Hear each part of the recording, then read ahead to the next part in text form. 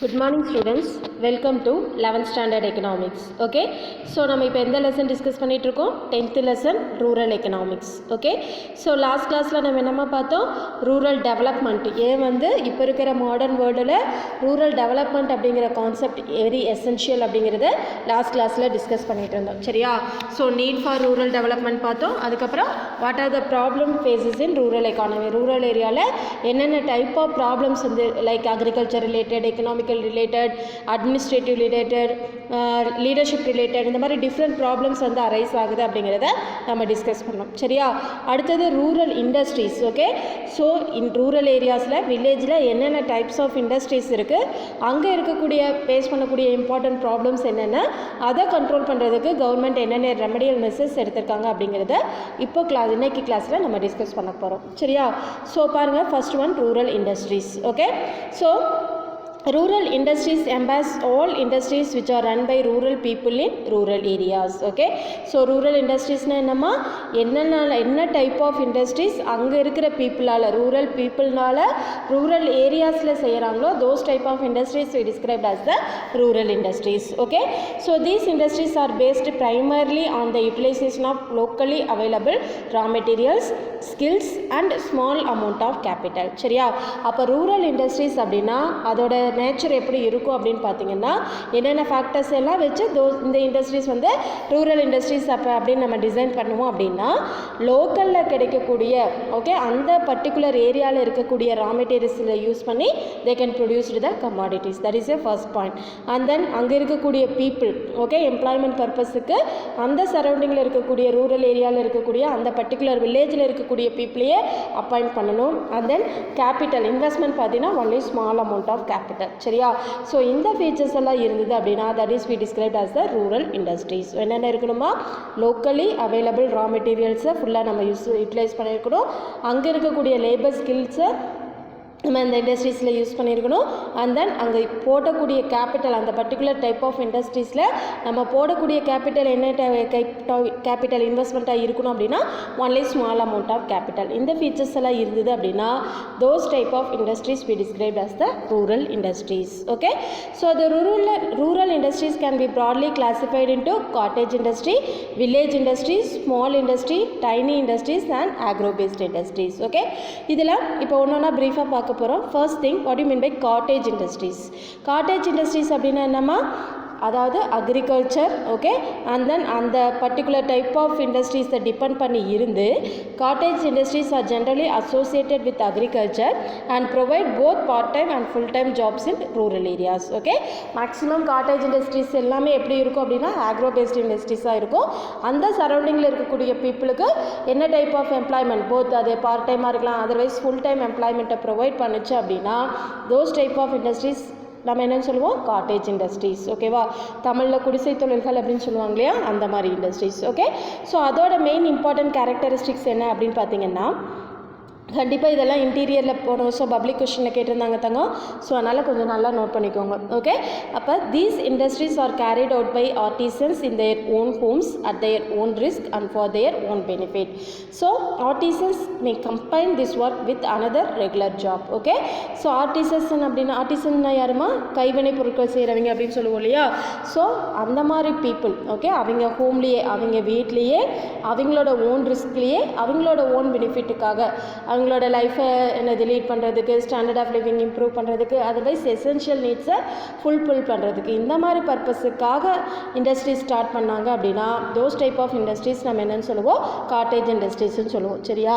So இந்த cottage industries அப்படிங்கிறது அவங்க ரெகுலர் ஜாப்பில் இருப்பாங்க, ப்ளஸ் இதையும் என்ன பண்ணிப்பாங்க அதோட ரொட்டீனாக செஞ்சுட்ருப்பாங்க. சரியா? அடுத்தது, no or little outside labor is employed. Normally the members of the household provide the necessary labors. Okay, so இதில் பார்த்தீங்கன்னா மேக்ஸிமம் இதில் யூஸ் பண்ணக்கூடிய எம்ப்ளாயீஸில் எப்படி இருப்பாங்க அப்படின்னா அந்த நியர்பை ஹவுஸில் ஓகேவா அவங்க வீடு அதை சுற்றி ஒரு 4-5 வீட்டில் கூடிய இருக்கக்கூடிய பீப்புள். ஓகே, இன்னும் சொல்லணும் அப்படின்னா வீட்டில் இருக்கிறவங்க என்ன பண்ணுவாங்க அவங்களோட ஃப்ரீ டைமில் இந்த மாதிரி ஒர்க்கெல்லாம் வந்து செய்வாங்க. சரியா? அப்போ மேக்ஸிமம் அந்த ஃபேமிலியில் இருக்கக்கூடிய மெம்பர்ஸையே நம்ம யூஸ் பண்ணிக்கலாம். Otherwise little members okay nearby ஹவுசஸில் இருக்கக்கூடிய பீப்புளை நம்ம எம்ப்ளாய்மெண்ட்டுக்காக யூஸ் பண்ணிக்கலாம். சரியா? And then These industries are generally hereditary and traditional in character. Okay, அப்படியே வம்சாவளியா ஹெரிட்டரினா நம்ம பரம்பரையா வம்சாவளியா ஜென்ரேஷன் டு ஜென்ரேஷனாக சொல்கிறோம் இல்லையா, அந்த மாதிரி அவங்க தாத்தாக்கு அப்புறம் அப்பாவுக்கு அப்புறம் பையன், அந்த மாதிரி ஜென்ரேஷனாக என்ன பண்ணிகிட்டு இருப்பாங்க, இந்த டைப் ஆஃப் இண்டஸ்ட்ரீஸை வந்து அவங்க செட்டப் பண்ணி ஃபாலோ பண்ணிகிட்டு இருப்பாங்க. Okay, and then no or little power is used. எலக்ட்ரிசிட்டியை பொறுத்த வரைக்கும் இதுக்கு மேக்ஸிமம் யூஸ் பண்ண மாட்டாங்க. அதர்வைஸ் ஏன்னா ஹோம்லேயே செய்கிறதுனால only limited little power only என்னது electric power only they can used. These industries usually serve the local market and generally work on the order placed by other industries. Okay, so இந்த type of industries maximum என்ன மாதிரி goods தான் produce பண்ணுவாங்க, nearby local மார்க்கெட்டில். Okay, சந்தை அப்படின்னு சொல்லுவோம் இல்லையா, அந்த மாதிரி லோக்கல் மார்க்கெட்டில் சேல்ஸ் பண்ணக்கூடிய குட்ஸாக இருக்கும். அதர்வைஸ் இண்டஸ்ட்ரீஸுக்கு ப்ரொவைட் பண்ணக்கூடிய ரா மெட்டீரியல்ஸாக இருக்கலாம். சரியா, ஸோ இந்த மாதிரி கேரக்டரிஸ்டிக்ஸ் ஃபீச்சர்ஸ் எல்லாம் இருந்தது அப்படின்னா அந்த இண்டஸ்ட்ரீஸை நம்ம என்னன்னு சொல்லுவோம், காட்டேஜ் இண்டஸ்ட்ரீஸ். ஓகே, இதுக்கு எக்ஸாம்பிள் பாருங்கடா. Example of cottage industries are mat, coir and basket making industries. The principal cottage industries of India are handloom weaving. Okay, கைவினை இதுன்னு சொல்லுவோம் இல்லையா, கைத்தறி, அந்த மாதிரி handloom weaving, cotton, silk, jute, etc. pottery, பானை செய்கிறது. ஓகே, வாஷிங் சோப் மேக்கிங், அடுத்தது கான்ச் சில்க், அந்த வாட்ச் மாதிரியே இருக்குல்லம்மா அந்த மாதிரி செய்கிறது, handmade paper, corn button, mother of pearl button, cutlery, lock and key making industries, lock and key. Okay, so இந்த மாதிரி சின்ன சின்ன கமாடிட்டிஸ். ஓகே, ஸ்மால் ஸ்கேலில் ஸ்மால் அமௌண்ட் ஆஃப் கேபிட்டலை வச்சு ப்ரொடியூஸ் வித்தின் ஹோம், அவங்க ஹோம்லேயே பண்ணக்கூடிய ப்ராடக்ட் எல்லாமே நம்ம என்ன டைப் ஆஃப் இண்டஸ்ட்ரீஸ்ன்னு சொல்லலாம், காட்டேஜ் இண்டஸ்ட்ரீஸ் அப்படின்னு சொல்லலாம். சரியா, அடுத்தது பாருங்கள் வில்லேஜ் இண்டஸ்ட்ரீஸ். இதெல்லாம் என்னம்மா, வில்லேஜில் இருக்கக்கூடிய important types of industries. Okay, first நம்ம பார்த்தது காட்டேஜ் இண்டஸ்ட்ரி, அதை ஃபாலோ பண்ணி பார்க்க போகிறது village industries. Okay, so village industries are traditional in nature and depend on local raw materials. Okay, so village industries எப்படி தான் இருக்குமா, ட்ரெடிஷ்னலாக அவங்க இதையே ஃபாலோ பண்ணுற மாதிரி இருக்கும். அண்ட் தென் அதுக்கு ப்ரொடியூஸ் பண்ண கமாடிட்டிக்கான ரா மெட்டீரியல் பார்த்திங்கன்னா அந்த லோக்கல் ரா மெட்டீரியலை வச்சு தான் நம்ம பேசிக்காக வச்சு தான் மற்ற குட்ஸை வந்து ப்ரொடியூஸ் பண்ணுற மாதிரி இருக்கும். சரியா, they cater to the needs of local population. So example of village industries are curd and cantersary, cane, bamboo basket, shoe making, pottery and leather tanning. leather tanning என்னமா, தோல் பதனிடுதல் அப்படின்னு சொல்லுவாங்க இல்லையா, ஷூஸு, செப்பல்ஸு, ஹேண்ட்பேக், இந்த மாதிரி எல்லாம் ப்ரொடியூஸ் பண்ணுறாங்களே அதுக்கானது leather tanning. Okay, so these are almost similar to the cottage industries. Same more or less cottage இண்டஸ்ட்ரீஸில் என்னது ஃபாலோ பண்ணக்கூடிய ஃபீச்சர்ஸ், சேம் ஃபீச்சர்ஸை தான் நம்ம வில்லேஜ் இண்டஸ்ட்ரீஸ்லேயும் ஃபாலோ பண்ணுவோம். சரியா, அப்போ வில்லேஜ் இண்டஸ்ட்ரீஸும் எப்படி இருக்கும், ட்ரெடிஷ்னல் இன் நேச்சர், அவங்களும் யாருமே டிபெண்ட் பண்ணியிருப்பாங்க, only the local raw material and also the local employees. ஓகேவா, இவங்களை மட்டும்தான் டிபெண்ட் பண்ணிட்டு இருப்பாங்க. Okay, so those type of industries நம்ம என்ன சொல்லுவோம், வில்லேஜ் இண்டஸ்ட்ரி. அதை விட கொஞ்சம் அட்வான்ஸாக பார்த்தீங்கன்னா few small scale industries, SSI அப்படின்னு சொல்லுவோம், small scale industries. Most small scale industries are located near urban centers. Okay, small scale industries எல்லாமே எங்கேமா இருக்கும், ரொம்ப அவுட்ராகவும் இருக்காது, நியர்பை சிட்டிஸ் அங்கே இருக்கிற மாதிரி. அப்போ சிட்டிஸோட பவுண்ட்ரிஸில் ரூரலோட இதில் ஸ்டார்டிங்கில் இதாகிற மாதிரி இந்த செட் ஆஃப் இண்டஸ்ட்ரீஸ் வந்து லொக்கேட் பண்ணியிருப்பாங்க. They produced goods for local as well as foreign market. Example of such small scale industries are manufacture of sports goods, soap, electric fans, footwear, sewing machines நம்ம தையல் machine சொல்கிறோம் இல்லையா, and then handloom weaving. சரியா, கை தறி அப்படின்னு சொல்லுவோம்ல, அது எல்லாமே best example of the small scale industries. So இது அர்பன் ஏரியாவை சிட்டிஸை ஒட்டி இருக்கிறதுனால இது என்னது, போத் ஃபாரின் மார்க்கெட்டுக்கும் எக்ஸ்போர்ட் பண்ணுவாங்க அண்ட் தென் லோக்கல் மார்க்கெட்டுக்கும் அதிகமாக ப்ரொடியூஸ் பண்ணுவாங்க. சரியா, ஸோ தோஸ் டைப் ஆஃப் இண்டஸ்ட்ரீஸை நம்ம என்னென்னு சொல்லுவோம், ஸ்மால் ஸ்கேல் இண்டஸ்ட்ரீஸ். ஓகே, அதில் அதிகமான எம்ப்ளாய்மெண்ட் பார்த்திங்கன்னா the SSI are also known as micro, small and medium enterprises. அதை அண்டர்லைன் பண்ணிக்கோங்கடா. ஸ்மால் ஸ்கேல் இண்டஸ்ட்ரீஸை நம்ம எப்படி சொல்லலாம், micro, small and medium enterprises. They are defined and categorized by the Micro and Small and Medium Enterprises Development Act 2006. Okay, so இதுக்கான correct definition கொடுத்தது யார் அப்படின்னு பார்த்தீங்கன்னா MSME Enterprises Development Act 2006ல் ஒரு act pass பண்ணாங்க. அவங்களோட மெயின் ரோலே என்னதான், the small scale industries regulate பண்ணுறதா மெயின் எய்ம் ஆஃப் தட் என்னது பர்டிகுலர் அந்த இதோட ஆக்டோட மெயின் தீமே அதுதான். சரியா? ஸோ என்ன இது ஸ்மால் ஸ்கேல் இண்டஸ்ட்ரீஸை டெவலப் பண்ணணும். இந்த act categorises different scale of industries on the basis of investment in plant and machinery in case of manufacturing industries and on the basis of investment in equipment in case of service sector industries. Okay, அப்போ இதோட main theme, இந்த act pass பண்ணதோட main theme என்ன அப்படின்னு பார்த்தீங்கன்னா plant and machineries. Okay, equipment small scale இண்டஸ்ட்ரிக்கு தேவையான machineries இருக்குது இல்லையா, எக்யூப்மெண்ட்ஸ் இருக்குது இல்லையா, அதுக்கு தேவையான okay different scale of industries on the basis of investment in plant and machinery in case of manufacturing industries. Okay, அப்போ அந்த இண்டஸ்ட்ரிக்கு தேவையான எக்யூப்மெண்ட்ஸுக்கான அந்த எக்யூப்மெண்ட்ஸுக்கான இது எல்லாமே பண்ணி கொடுக்கறது தான் இந்த ஆக்டோட மெயின் ரூலாக இருந்தது. சரியா? அதோட இந்த basis of investment in equipment in the case of service sector industries. ஒரு சில சர்வீஸ் செக்டார் இருக்கும் இல்லையா, ஸோ அந்த டைப் ஆஃப் இண்டஸ்ட்ரீஸ்க்கு தேவையான எக்யூப்மெண்ட்ஸுக்கு தேவையான இதையும் ப்ரொவைட் பண்ணுறதா main role of the micro small and medium enterprises development act. Okay, through அது மூலமாக என்ன பண்ணலாம், இந்த எஸ்எஸ்ஐயை வந்து இம்ப்ரூவ் பண்ணணும். ஓகேவா? அடுத்து பார்த்தீங்கன்னா ஆக்ரோ பேஸ்ட் இண்டஸ்ட்ரீஸ். அக்ரிகல்ச்சரை டிபெண்ட் பண்ணி இருக்கக்கூடிய இண்டஸ்ட்ரீஸை நம்ம என்னென்னு சொல்லுவோம், ஆக்ரோ பேஸ்ட். அதாவது பேசிக் ரா மெட்டீரியல் எங்கேருந்து கிடைச்சிருக்கணும், அக்ரிகல்ச்சர்லேருந்து கிடைக்கக்கூடிய ரா மெட்டீரியல்ஸை யூஸ் பண்ணக்கூடிய இண்டஸ்ட்ரீஸை நம்ம என்னென்னு சொல்லுவோம், agro based industries. Okay, so these industries are based on the processing of agricultural produce. Agricultural based industries may be organised on cottage scale, small scale and large scale. Okay, so agro based அப்படிங்கிறது எப்படி இருக்கலாம், cottage scale இண்டஸ்ட்ரீஸாகவும் இருக்கலாம், small ஸ்கேலாகவும் இருக்கலாம், otherwise large ஸ்கேலாகவும் இருக்கலாம். சரியா? அப்போ agro paste அப்படின்னா பேசிக் raw materials அங்கிருந்து எடுத்துருக்கணும், நம்மளோட அக்ரிகல்ச்சர் செக்டார்லேருந்து. இப்போ சுகர் இண்டஸ்ட்ரீஸ்க்கு ரா மெட்டீரியல் என்ன, சுகர் கேன். காட்டன் இண்டஸ்ட்ரீஸ்க்கு ரா மெட்டீரியல் என்ன, காட்டன். ஓகே, ஸோ அந்த மாதிரி basic raw material agro based அக்ரிகல்ச்சர்லேருந்து எடுத்துக்கிட்டு செய்யக்கூடிய இண்டஸ்ட்ரீஸை நம்ம என்னன்னு சொல்லுவோம், ஆக்ரோ பேஸ்ட் இண்டஸ்ட்ரீஸ் அப்படின்னு டிஸ்கிரைப் பண்ணுவோம். சரியா? So these industries tend to be developed household settlements around them as they are employ more labor on the regular basis. Okay, so இவங்களோட மெயின் மோட்டிவே, இந்த ஆக்ரோ பேஸ்ட் இண்டஸ்ட்ரீஸோட மெயின் மோட்டிவே என்ன அப்படின்னு பார்த்தீங்கன்னா அந்த சரௌண்டிங்கில் இருக்க அந்த வில்லேஜ் சரௌண்டிங்கில் இருக்கக்கூடிய நம்பர் ஆஃப் லேபர்ஸ். ஓகே, அவங்களோட இதை வந்து எம்ப்ளாய்மெண்ட்டை இம்ப்ரூவ் பண்ணி த்ரூ அது மூலமாக அவங்களோட ஸ்டாண்டர்ட் ஆஃப் லிவிங் இம்ப்ரூவ் பண்ணணும் அப்படிங்கிறது தான் basic aim of the agro based industries. Okay, இதுக்கு best example textile, sugar, paper, vegetable oil, tea and coffee industries. Okay, so இந்த இண்டஸ்ட்ரீஸ் எல்லாமே ரா மெட்டீரியலுக்கு யாரை தான் டிபெண்ட் பண்ணியிருப்பாங்க, அக்ரிகல்ச்சர் செக்டாரை தான் டிபெண்ட் பண்ணியிருப்பாங்க. சரியா? ஸோ அடுத்த கொஸ்டின் பார்த்தீங்கன்னா, அடுத்த கான்செப்ட் பார்த்தீங்கன்னா ரூரல் இன்டெப்டினஸ். ஓகே, ஒரு இன்ட்ரெஸ்டிங் சாப்டர் அப்படின்னு சொல்லலாம். ரூரல் இன்டெப்டினஸ்னால் என்னமா, ரூரலில் எஸ்பெஷலி நம்ம புவர் ஃபார்மர்ஸ் ஃபேஸ் பண்ணக்கூடிய மெயின் ப்ராப்ளம் என்ன அப்படின்னு பார்த்தீங்கன்னா இந்த இன்டெப்ட் தான், கடன் வாங்குறது. சரியா? அதை தான் அழகாக சொல்லுவாங்க நம்மளோட புவர் ஃபார்மர்ஸ் என்னது, பார்ன் இன் டெப்த்து, அடுத்தது பிஹ்யூத் ஆஃப் டெப்த்து, கடைசியாக டெத்து. இறக்குற டைமு கூட எப்படியே தான் இருப்பானுவாங்க, டெப்டோட தான், கடனோட.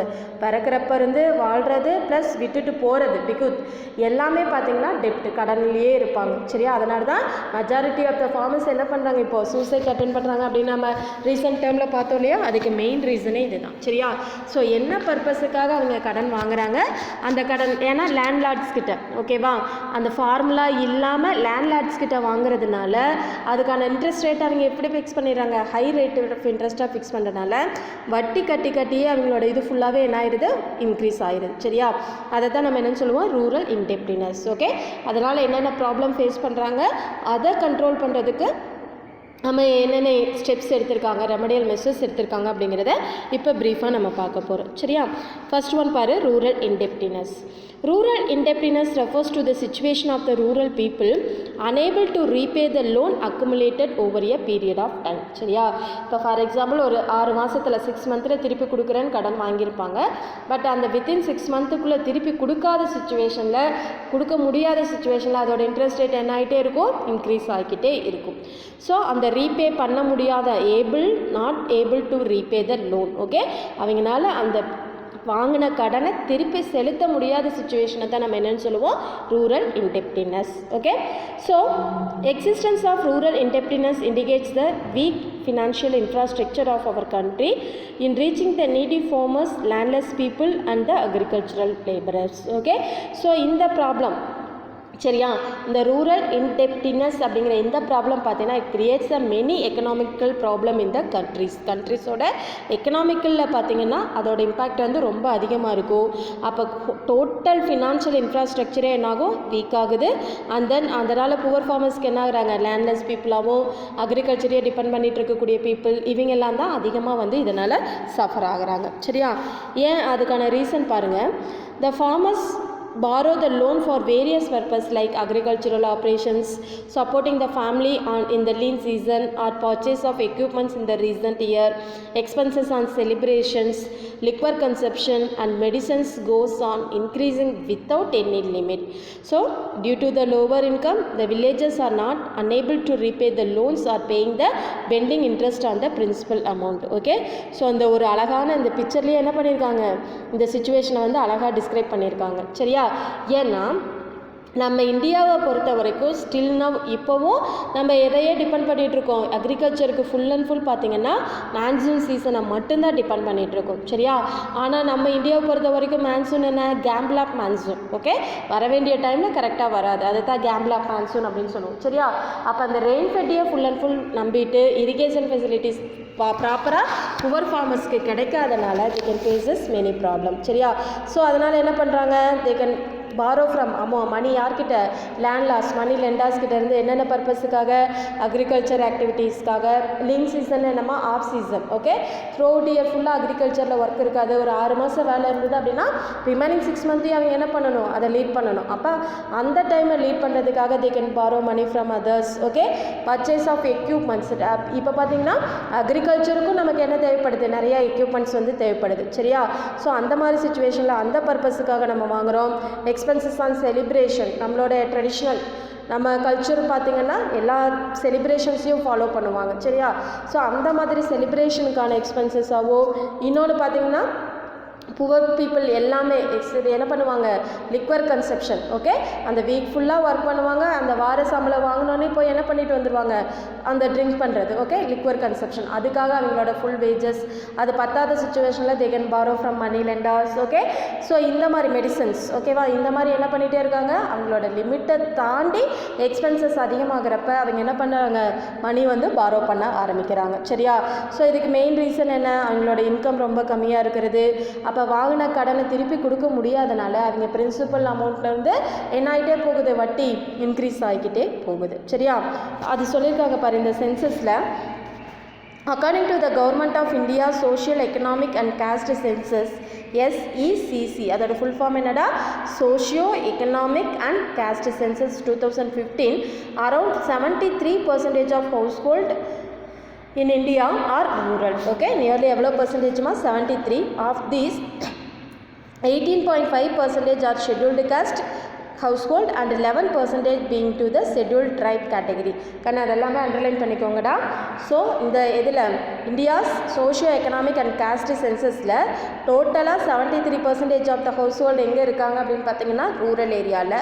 அதில் 18.5% என்னவா இருக்காங்க, ஷெட்யூல்டு காஸ்ட், எஸ்சி அப்படின்னு சொல்லுவோம் இல்லையா, பின்தங்கிய வகுப்பினர். ஓகே, ஷெட்யூல்டு காஸ்ட்டாகவும் 11% பார்த்தீங்கன்னா ஷெட்யூல்ட் ட்ரைப் கேட்டகரி. ஓகே, பழங்குடியினர் அப்படின்னு சொல்லுவாங்க இல்லையா, அந்த டைப் ஆஃப் பீப்புள் எவ்வளோ பர்சன்டேஜ், நியர்லி 11% வந்து இருக்கிறாங்க. சரியா?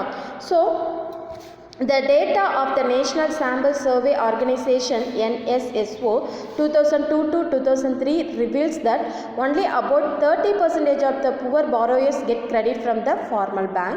According to the All India Debt and Investment Survey 2002, the share of the institutional credit has declined from 66.3% in 1991 to 57.1%. Okay, so into 57.1% in 2002 with a corresponding increase in informal channels of credit. Okay, so in the data NSSO National Sample Survey Organization அந்த report என்ன பண்ணுது அப்படின்னு பார்த்தீங்கன்னா 100%ல only 30% of the poor people, rural ஏரியாவில் இருக்க people என்ன பண்ணுறாங்க, formula பேங்க்கில் கடன் வாங்குறாங்க.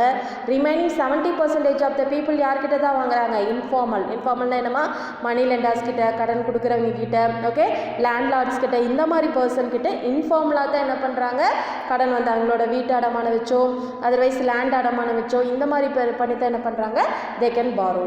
ஓகே, ஸோ அந்த மாதிரி பாரோ இன்ஃபார்மலாக இருக்கிறனால தான் அவங்களோட இது ஃபுல்லாகவே என்ன ஆகுது இன்ட்ரெஸ்ட் ரேட்டை வந்து அவங்க என்ன பண்ணிகிட்டே இருக்காங்க இன்க்ரீஸ் பண்ணிக்கிட்டே இருக்காங்க. சரியா, பாரு கிரெடிட் பாரு 66.3%லேருந்து 2002ல் 1991ல் 66.3% இருக்குது. இப்போ எவ்வளோ பர்சன்டேஜாக இருக்குது 1991ல் பார்த்தீங்கன்னா 57.1% அந்த கிரெடிட் ஃபெசிலிட்டி ஃபார்முலா வாங்குறது என்ன ஆயிடுச்சு இட் ஷுட் பி ரெடியூஸ்ட் அப்படின்னு சொல்லியிருக்காங்க. சரியா, அடுத்து பாரு features of rural indebtedness. Okay, அதோட மெயின் ஃபீச்சர்ஸ் என்னென்ன ஓகேவா, இந்த ரூரல் இன்டெப்டினஸோட இம்பார்ட்டன்ட் கேரக்டரிஸ்டிக்ஸ் என்னென்ன அப்படின்னு பாருங்கள்.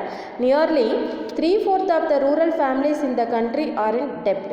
ஸோ த அமௌண்ட் ஆஃப் டெப்ட் is heavier in the case of small ஃபார்மர்ஸாக இருக்கிறப்ப அவங்க பேசிக் ரா மெட்டீரியல் சீட்ஸ் வாங்குறக்கா இருக்கலாம், அடுத்தது பெஸ்ட் ஃபர்டிலைசர்ஸ் உரம் பூச்சிக்கொல்லி எல்லாம் இருக்கு இல்லையா அந்த மாதிரி வாங்குறக்கா இருக்கலாம். சரியா, சில எக்யூப்மெண்ட்ஸ் வாங்குறதுக்காக இருக்கலாம். அந்த மாதிரி எல்லா இதுக்குமே என்ன பண்ணுறாங்க ஸ்மால் ஃபார்மர்ஸ் வந்து they can borrowed from others. So cultivators are more indebted than the non-cultivator. non-cultivator விட யார் தான் அதிகமாக கடன் வாங்குறாங்க கல்டிவேட்டர். ஏன்னா அவங்க பேசிக் ரா மெட்டீரியல்லேருந்து எல்லாத்துக்குமே என்ன பண்ண வேண்டியதாக இருக்குது பணம் வந்து தேவைப்படுது finance. So most of the டெப்ட் taken in short term and unproductive nature. So the proportion of டெப்ட் having higher rates in the rates is interest is heavily high. Most of the villages are indebted to private agencies, particularly money lenders. இங்கே ஒரு அழகான ஒரு word display பண்ணியிருக்காங்க பாருமா, இவங்களோட கடன் most of the டெப்ட் taken are short term and unproductive nature. ஓகேவா, வித்தவுட் இப்போ கடன் வாங்குறாங்க அப்படின்னா ஒரு 3 மந்த்தில் என்னது கல்டிவேட் பண்ணி அந்த பணம் திருப்பி கிடச்சிடும் கொடுத்துடணும். ஓகே, அப்போ அது வந்து ப்ரொடக்டிவ் நேச்சர். ஆனால் மெஜாரிட்டி ஆஃப் த டெப்ட் என்ன ரீசனுக்காக இருக்குது அன்ப்ரொடக்டிவிட்டி. அந்த திருப்பி கொடுக்க முடியாத சுச்சுவேஷனில் தான் என்ன பண்ணுறாங்க they can borrowed. ஓகேவா, அந்த மாதிரியான ஒரு சர்க்கம்ஸ்டன்ஸ் கிடைக்கிறது இல்லை. ஏன்னா ப்ராப்பர் ரெயின்ஃபாலோ இல்லை ப்ராப்பர் மார்க்கெட்டிங் ஃபெசிலிட்டிஸ் இந்த மாதிரி சில ரீசன் இல்லாதனால அவங்களால ஷார்ட் டேர்ம் கடனாக இருந்தாலும் அது என்னவா மாறிடுது அன்ப்ரெடிக்டிவிட்டி டெப்டாக மாறுறப்ப அவங்களால அது என்ன பண்ண முடியறதில்ல திருப்பி செலுத்த முடியறதில்ல மேக்ஸிமம். அதனால் என்ன ஆகுது லோக்கல் மணி லெண்டர்ஸ் கிட்ட கடன் வாங்குறதுனால இன்ட்ரெஸ்ட் ரேட் நார்மலாகவே என்ன ஆயிடுது ஹையாக மாறிடுது. சரியா, so causes of rural indebtedness. Okay, என்னென்ன ரீசன்னால் கடன் வாங்குறாங்க அப்படின்னு பார்க்கலாம்.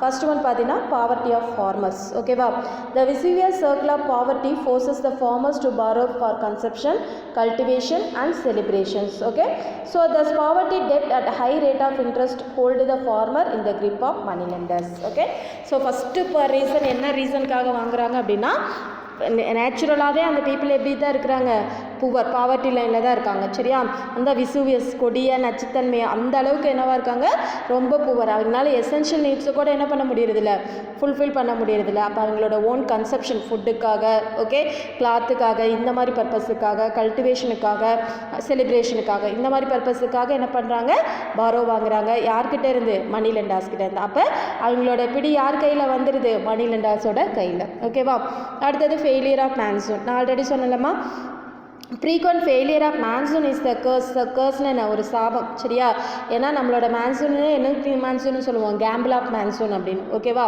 So to the farmers and the have to suffer due to the failure of nature.